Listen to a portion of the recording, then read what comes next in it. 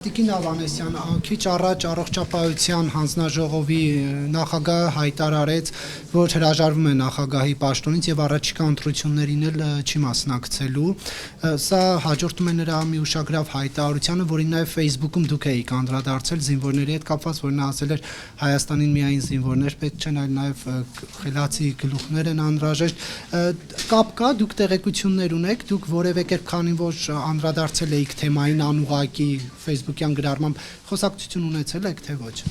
Այո, ես Տիկին Հունանյանի հետ խոսել եմ եւ կարծում եմ նրա այսօրվա քայլն էլ խոսում է նրա բարձր մարդկային արժեքների մասին, որ անձը շատ պատասխանատու է մոտենում, այսօր ինչպես նշեց, քաղաքականությունը շատ ինչպես ասեմ, պատասխանատու գործունեություն է եւ այո լինում են վրիպումներ, բայց ամենակարևորը ունենալ քաջություն վրիպումների արդյունքում նաեւ ճիշտ այսպես դրան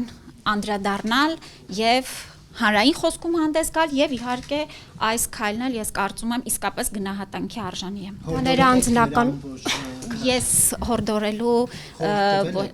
չէ, ես ասի խոսել եմ իմ գործընկերն է։ Դա կուսակցության որոշում չի։ Կոնտեքստում եք խոսել հրաժարականի։